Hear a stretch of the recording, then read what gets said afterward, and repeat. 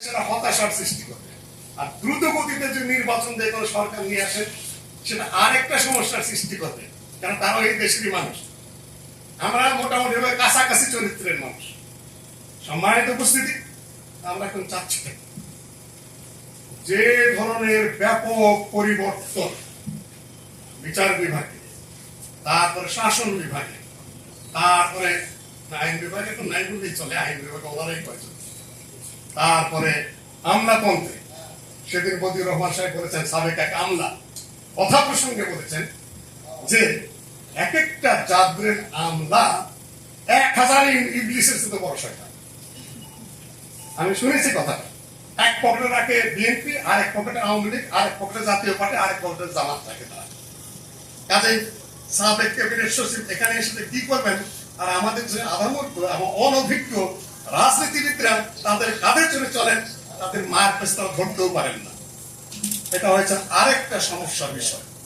সময়ত উপস্থিতি, আমরা যেটা কামনা করব, নির্দিষ্ট সময়ের মধ্যে রাজনৈতিক দলগুলোর সংস্কার এবং সংশোধিত হওয়া যে সুযোগ এসেছে, তারা নিজেরা নিজেদেরকে শুধরিয়ে নেবেন। নির্বাচন কমিশনে তারা নতুন দলগুলো যেটা আহ্বান করেছেন, আবেদন করেছেন, তাদেরকে যথাযথভাবে অনুমোদন দিবেন। তারপরে একটা নির্বাচন আসবে। নির্বাচন কমিশন অনেকগুলা বাহুল্য আইন দিয়েছে, এতগুলা অফিস থাকতে হবে, এতগুলা থাকতে হবে, সমর্থন থাকতে হবে, এগুলা তাদের বাহুল্য কাজ, এগুলা তাদের নিয়মের মধ্যে পড়ে না। আপনাকে অবগত করবেন, আপনি নিয়মতান্ত্রিক ভাবে অনুমোদন দিয়ে দিবেন।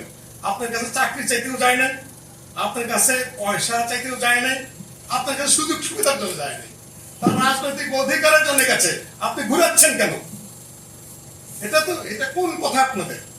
এটা সহজ করে দিতে হবে মানুষের গণতন্ত্র। কয়েকজন ফকির মিলে বটগাছ করা বসে যদি ফকির পার্টি করে, নির্বাচনের কমিটির মানে সমস্যা কোন জায়গায়? আপনি আটকাবেন কেন? এটা আপনার কাজ না। সম্মানিত উপস্থিতি, এখন আমরা শেষ পর্যায়ে যেতে চাই। আপনারা হয়তো কিছু প্রশ্ন করবেন, সেটার উত্তর আমাদের দিতে হবে। আমি লক্ষ্য করছি যে কারা আসতে পারে ক্ষমতায়। আমরা স্বাভাবিকভাবে বুঝি যে ক্ষমতাচ্যুত হলে তারাই আসতে পারে। সেটা কতটা হবে যুক্তিসঙ্গত?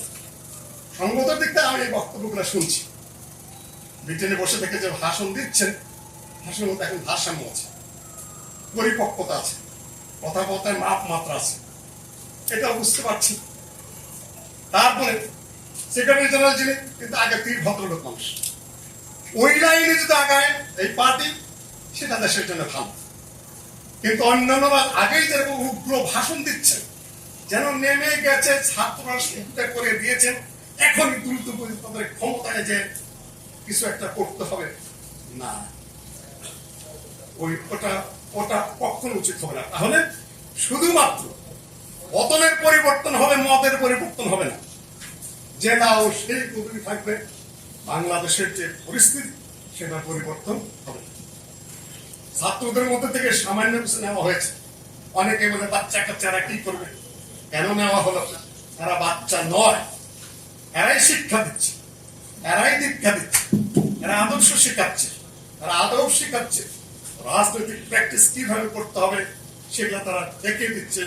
গোটা এই রাজনৈতিক যে নর্দমা, যে অপরিচ্ছন্নতার সৃষ্টি হয়েছে, সেখানে তারা যথেষ্ট অবদান রাখছে এবং তারাই আশার আলো দেখাচ্ছে আমার দৃষ্টিকোণ থেকে।